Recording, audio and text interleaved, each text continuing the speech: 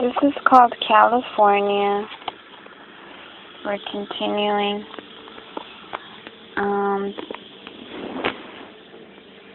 That's a dolphin. The Mojave Desert is home to some tough animals. They have found ways to survive the heat and get enough food and water. Coyotes travel through the desert at night. In desert, bighorn sheep climb its rocky slopes. Big desert tortoises lumber along looking for grass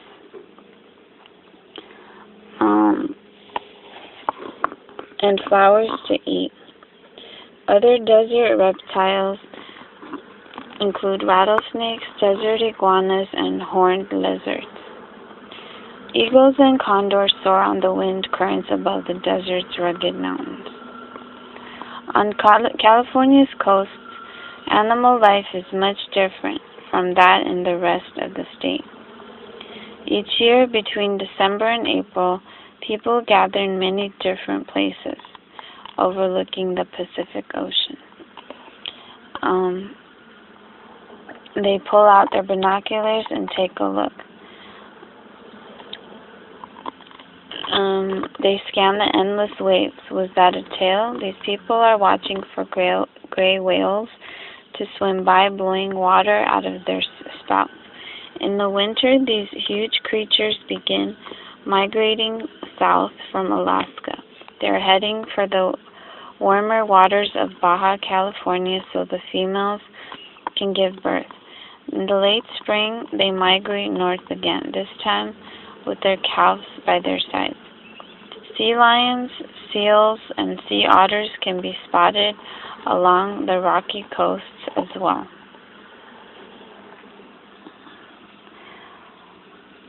Climate. There are 5 climate regions in California: coastal, valley, foothill, mountain, and desert.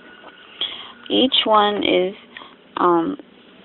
unique, from frigid mountaintops to blazing hot deserts, and from San Francisco's fog to Southern California's warm sunshine. A trip through California offers a sampling of many kinds of weather.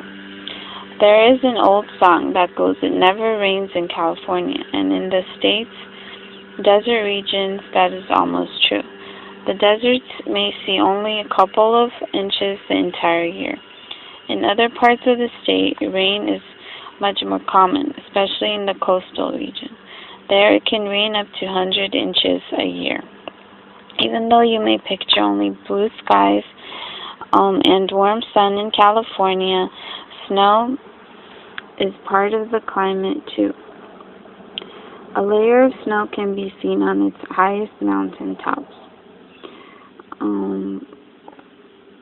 California's weather report says highs and lows. Record high temperature at Greenland Ranch on July 10, 1913 of 134 degrees Fahrenheit. Record low at Boca on January 20, 1973, 45 degrees negative Fahrenheit. Average July temperature 69 degrees. Average January temperature 57 degrees. Average yearly precipitation 13 inches. Average July temperature in San Francisco 63. The previous was for Los Angeles. And then average January temperature for San Francisco 49. Yearly precipitation for San Francisco 20 inches. It says one day San Andreas Lake got 13.6 inches of rain. That is more than half the amount of rain most of the state gets per year. 13 inches in one day. It's like a flood. So it says a layer of snow can be seen on its highest mountain tops for most of the winter. Several roads can be closed for the entire winter because of heavy snowfall. There's a reason people flock to California to vacation, of course. Usually the coastal regions stay warm all year. The further you go from the coast, however, the more the temperature changes with the seasons. Natural disasters. California boasts sunny days and warm temperatures. But nature can also be harsh here. During a severe earthquake, buildings can be ruined and neighborhoods destroyed. Luckily, most earthquakes are too minor to be felt. Earthquakes shake California daily. Thousands of quakes can hit in a year. California sits where two major pieces of Earth's crust, the North American plate and the Pacific plate, come together. When Earth's molten core oozes and swirls, the miles thick plates move. When two plates collide against each other or move in different directions, earthquakes happen. Cracks in the Earth's crust are called faults. The most famous fault in California is the more than 800-mile-long San Andreas Fault. Most of California's earthquakes are too small to be felt, happening every few minutes around the clock. Others are much bigger. One of the worst was in 1906 in the region around San Francisco. Between 700 and 3,000 people died, many from the chaos and fire that followed the quake. Based on the amount of damage done, this quake had a magnitude of 7.0. Other big quakes in history include a 7.7 in 1952, which hit Kern County, and a 7.1 in 1989, which hit San Francisco area. Katie Aki, earthquake expert. In his more than 50 years as a seismologist, a person who studies earthquakes, Katie Aki, born 1930, invented more precise ways to measure quakes with special computer models. These models are used for patterns that may help predict where and when big quakes will strike in the future. Aki began studying earthquakes in Japan. He later moved to California to study and teach. Aki went to the University of Southern California in 1991 and founded the school's now famous Earthquake Center. Wildfires. A crackling noise fills the air, blue skies turn dark, and clouds are blocked by billowing smoke. Animals and birds rush to get safety. Lightning or careless camper has ignited a wildfire. With its dry terrain and strong winds, California has experienced huge wildfires for years. In 2003, the Cedar Fire spread across the southern portion of the state. It burned 800,000 acres, killed 15 people, destroyed more than 3,400 homes. Damage was estimated at more than $2 billion. In July 2006, another huge wildfire covering 110 square miles raced through Yucca Valley, destroying hundreds of homes and buildings and forcing Governor Arnold Schwarzenegger to declare a state of emergency. More than 60,000 acres were burned, and almost 3,000 firefighters worked to battle the blaze. In June 2005, a landslide destroyed more than a dozen homes in Laguna Beach, about 30 miles southeast of Los Angeles. Oh, jeez.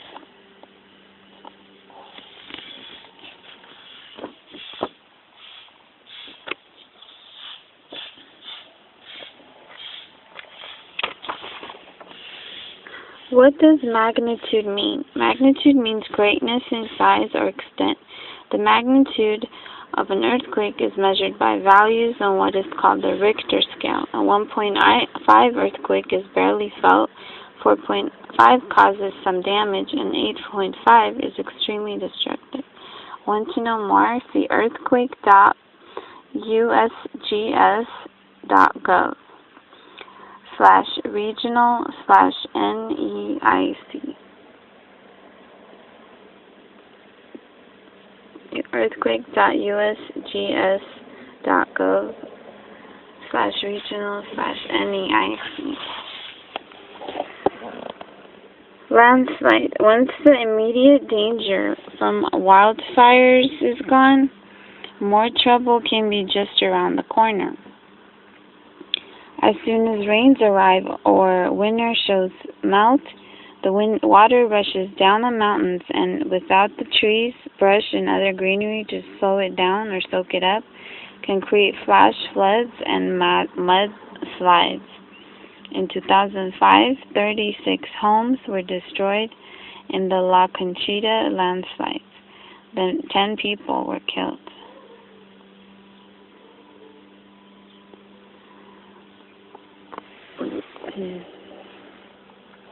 Californians keep working to find better ways to live and with nature.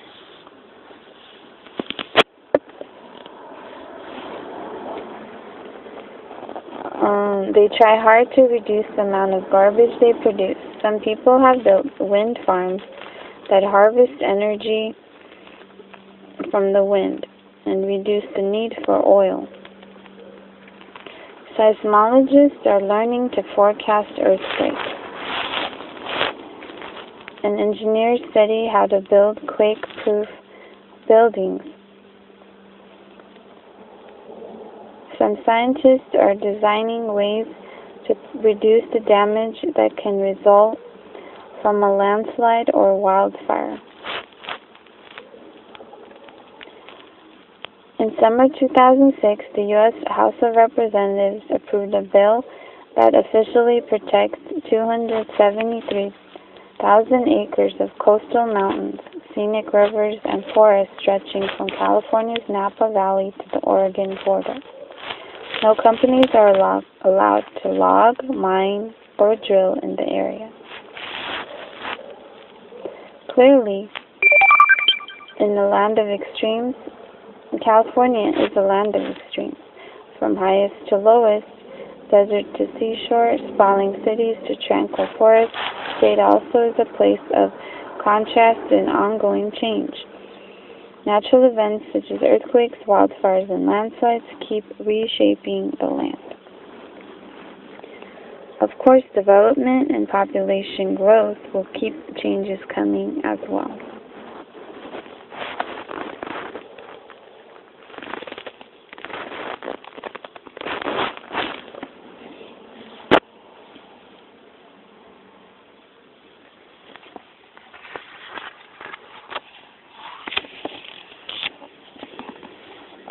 So that was protecting the environment.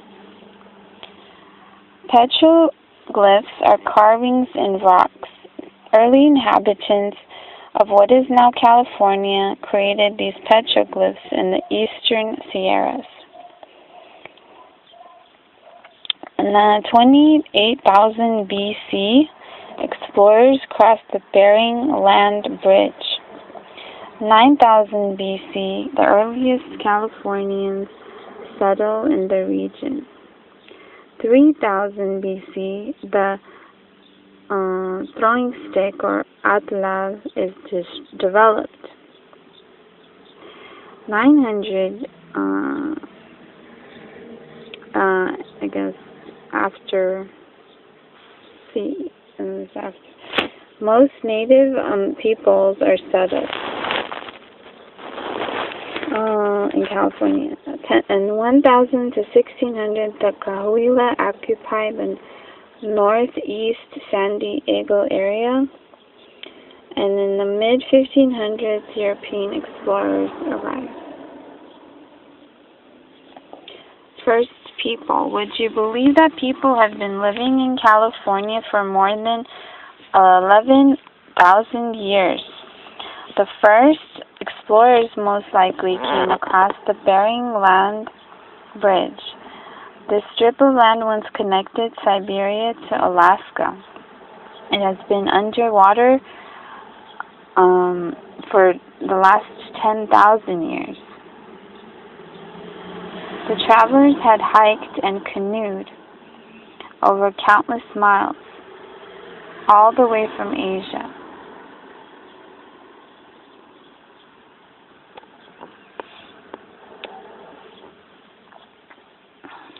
So they came 28,000 years ago,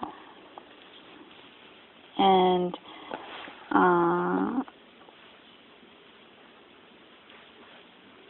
or they crossed, and then in 9,000 says the earliest Californian settle, and then so.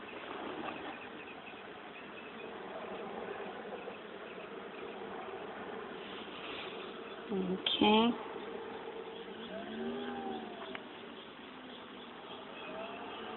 These are picture writings of what is found in California in the Eastern Sierras.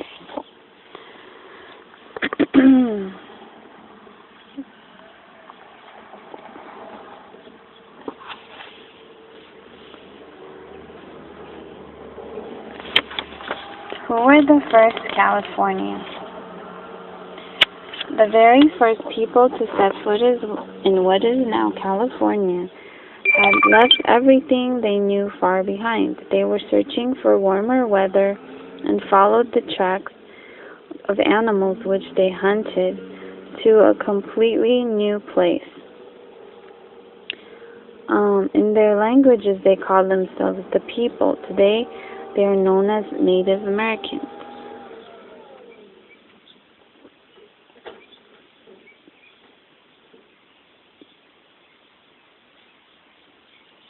The European explorers who followed, however, thought they had landed in Asia. They gave the natives the name Indians. By the time the European arrived in the mid-1530s, there were hundreds of different clans or large family groups living throughout the region. Each group had its own culture with unique traditions and rituals. They made and used different kinds of tools, lived in different kinds of houses, and even ate different foods. Each clan had its own language, and hundreds of different dialects were spoken. Rituals means religious ceremonies or social customs. Native Americans often lived in communities that were far away from one another.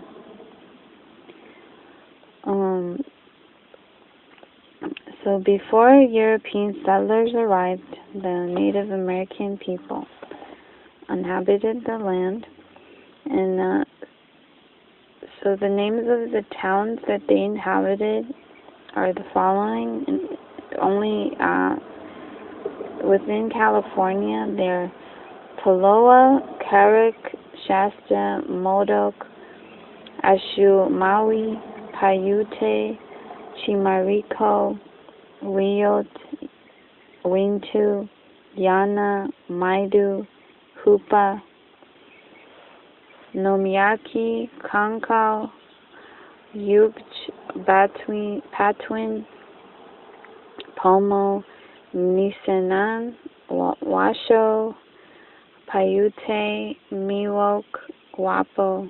Did I say Wapo?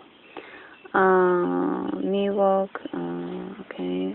Costa Noan, Yokut, Shoshone, Aselan, Salinan, Chumash, Tubatulabal, Shoshone, Paiute, Kawaisu, Kitanemuk, Tatavium,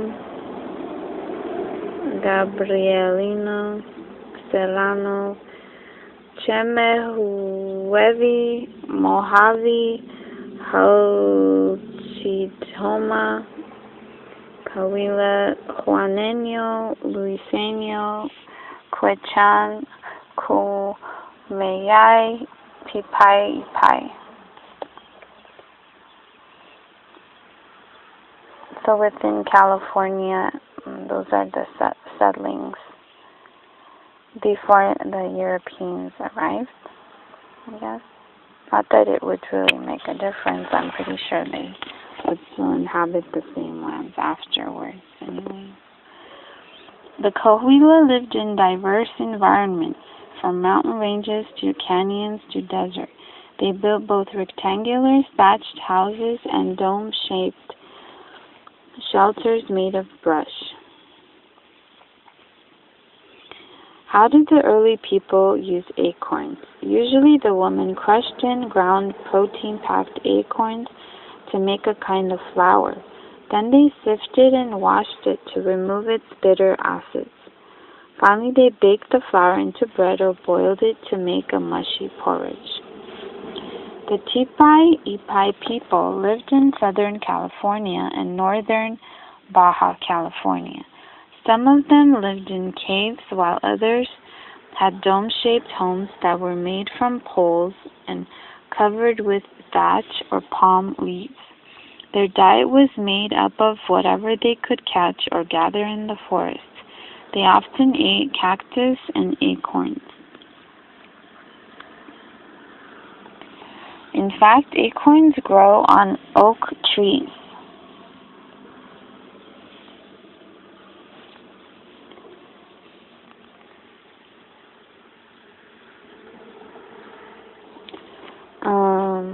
Let me see.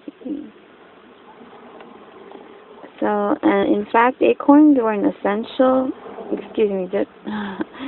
In fact, acorns were an essential food of many Native Americans.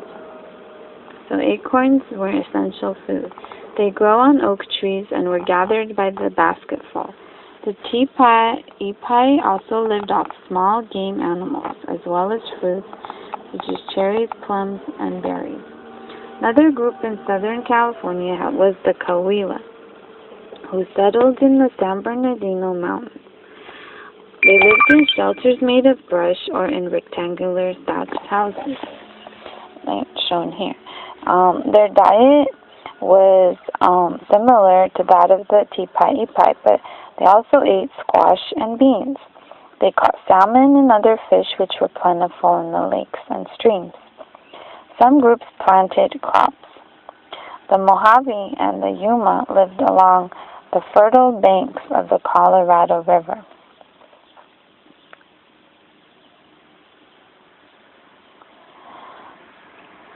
There they raised corn, beans, squash, but water was scarce.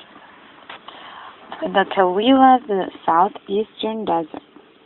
They dug deep into the sand to reach it. They used the water to grow corn, squash, beans, and melons. The northwestern part of California, near the Klamath River, was home to the Carrick. In this clan,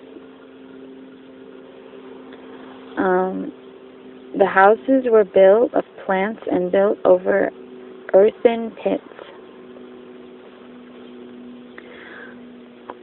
The men and older boys spent a lot of time inside the tribe's sweat lodges. These were enclosed structures with fires burning inside. Men gathered inside to sweat in the heat. This was a purifying ritual, cleansing both the body and the mind.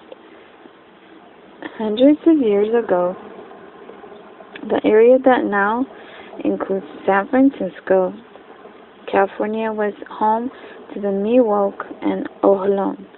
They lived along the coast in cone-shaped houses supported by poles and covered with bark or grass near San Francisco. The Miwok ate seeds, berries, roots, as well as deer, elk, and bear. These wild animals roamed the hills, valleys, and plains, and they were a major source of food.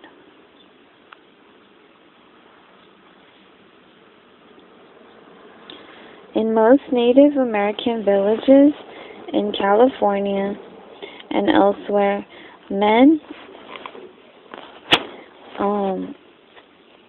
and women had special roles that they passed down to the next generation.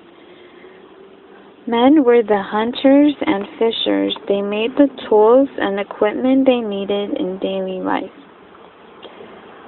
In some areas, they made canoes out of a variety of trees. They made bows and arrows, or bows, and from branches and sharpened rocks.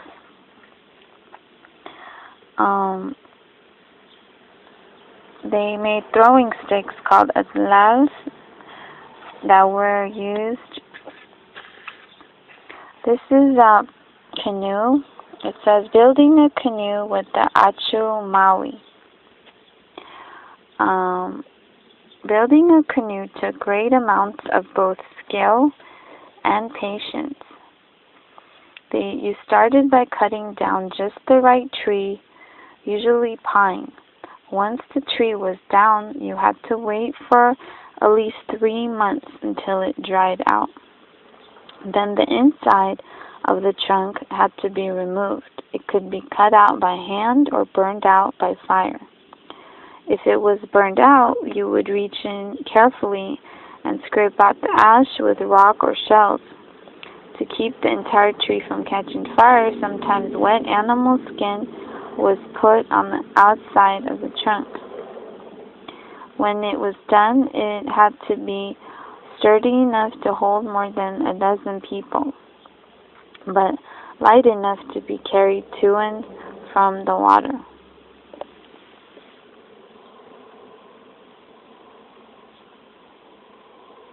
That's pretty amazing.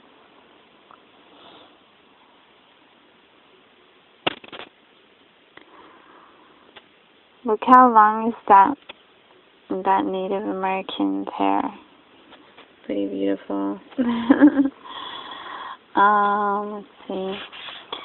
So they made throwing sticks called atlaus that were used by hunters to shoot barbed spears with amazing accuracy, and they made animal traps by digging holes in the ground and covering them with logs and branches.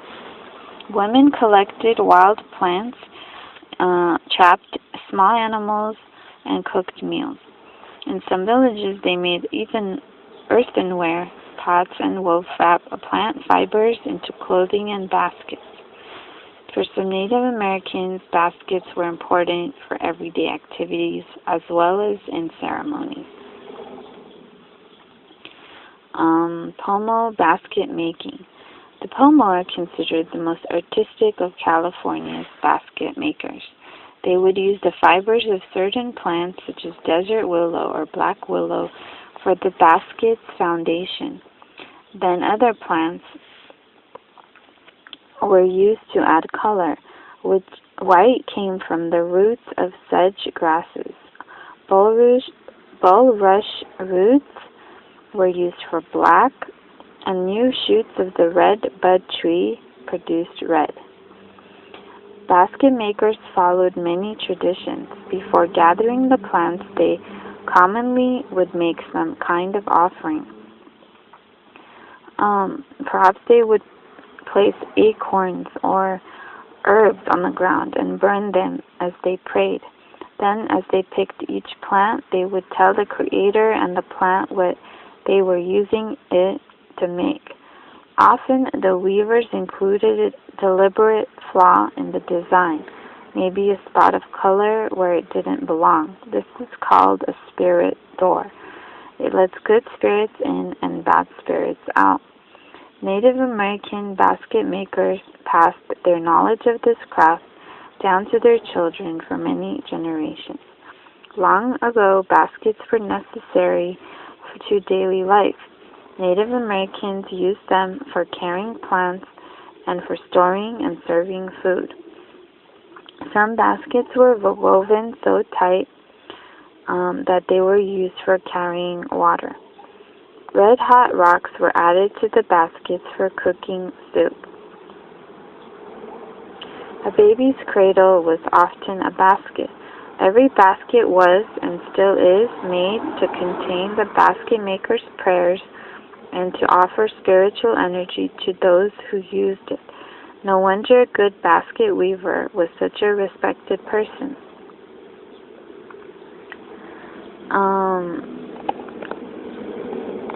And it says here, the California State Indian Museum in Sacramento has interesting artifacts and exhibits from the hundreds of tribes that once lived here.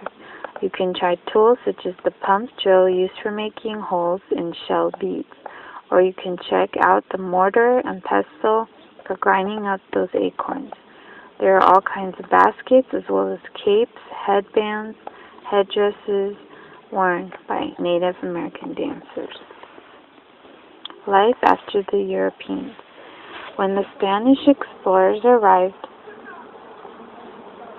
there were 300,000 Native Americans in California. By 1845, the number was cut by more than half. Only about 30,000 were left in 1870, and by 1900, only 16,000 remained. For many centuries and generations, Native Americans had lived in peace and with nature and generally with one another. However, life had changed. Traders and settlers came from Russia, Spain, Mexico, and the United States. Many Native Americans died of new diseases while others were driven from their homes. Not a good thing. Basket weaver Susan Billy. From 1951, a contemporary pommel basket maker views basket making as a spiritual path. Among our people, both men and women were basket makers. Everything in our lifestyle was connected to these baskets. Okay. Our lives were bound the ways baskets were bound. What? Our lifestyle, everything in our lifestyle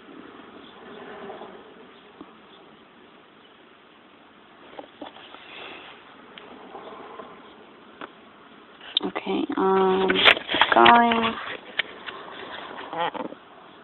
from the early 1500s until the early 1800s, California and Mexico were part of a Spanish colony called New Spain.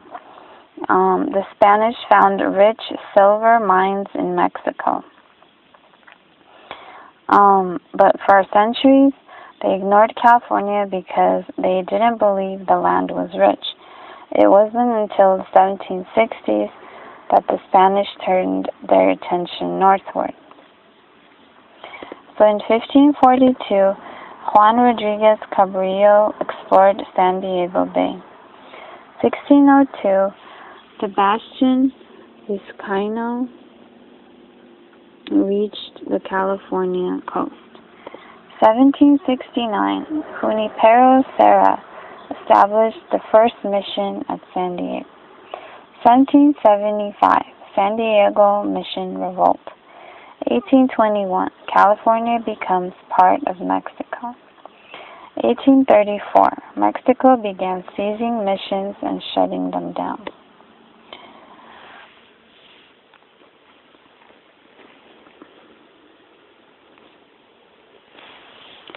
These are ruins from Mission San Luis Rey de Francia, located in Oceanside. This one was founded in 1798.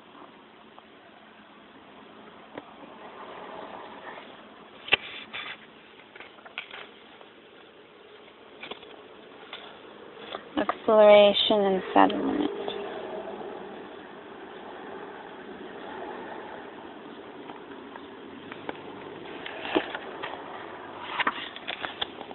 Okay, early explorers. The Spanish wanted to secure the border of New Spain, and they wanted to be sure that other Europeans did not take control of their territory first. The era of European exploration was ready to begin. The Native Americans would ultimately pay the heaviest price for this. Juan Rodriguez Cabrillo was the first European to explore California's Pacific coast. 1542, he sailed from the Spanish colony of Mexico into San Diego Bay. Thinking he'd reached the fabled island of California, he claimed it for Spain. Cabrillo's ships may have continued up the coast as far as present-day Oregon. And England got an early peek at California, too. In 1579, the English explorer Sir Francis Drake sailed into a bay on the northern California coast where he met with the Miwok. He named this land New Albion and claimed it for England before sailing on. Another Spaniard, Sebastian Vizcaino, explored the coast in 1602. He reached Monterey Bay and made detailed maps of the coastal area, giving names to many sites. But he didn't find gold or silver, so he couldn't convince the Spanish government to send any settlers. As time went on,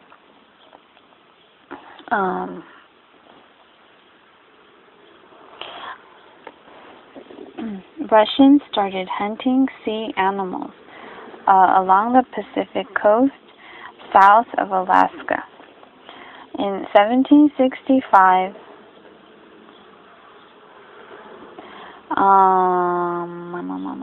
Russian trappers were spotted as far south as present-day San Francisco. This worried the Spaniards. What if Russia invaded this land and claimed it? It was time for Spain to make settlements there. That doesn't even make sense. Okay, so, I mean, there's no reason why Spain should have all the land to itself. It seems kind of greedy to me. Sharing is caring. So the arrows in this map show the routes taken by explorers. Show the routes taken by pioneers and explorers between 1542 and 1846, with some of the old missions. So the blue arrow, Juan Rodriguez Cabrillo, 1542, 1543. So that goes all the way up the coast, like so. Then the red arrow, Francis Drake, is over here. Then green arrow, Sebastian Vizcaino. Green goes again up the coast. It looks like 1602 to 1603. Then black arrow is Jedediah Smith. Jedediah, 1826 to 1829. That goes one arrow right here. Then all the way up, then all the way back this way. Then the brown arrow is John Fremont, 1842 to 1844, and he comes up from the north down towards here, and then down from the center, then out into the middle. And then the purple arrow, John Fremont, again, 1845 to 1846. Purple, let's see. Purple's over here, from the middle, up this way, and inward this way.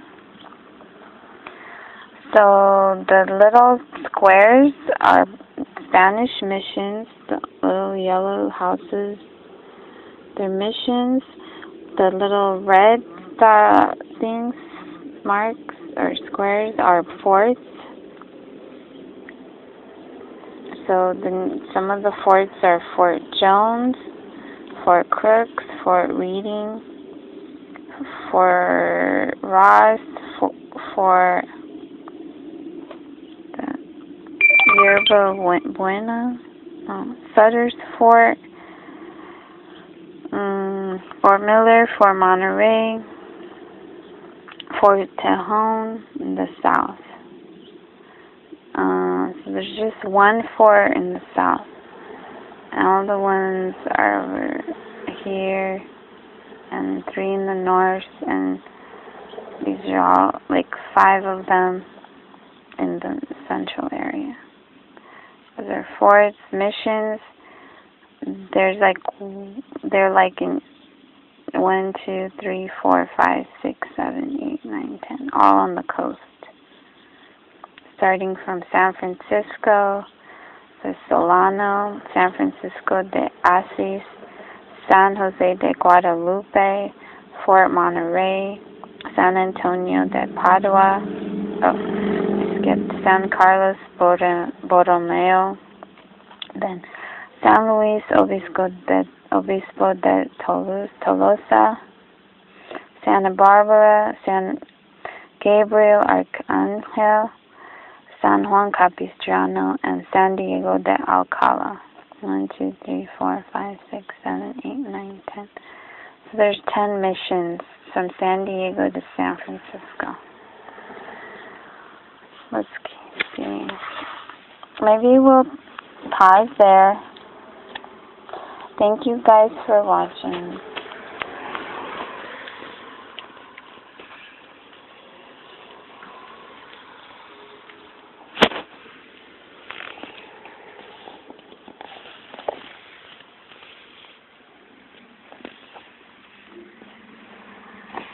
This was called California.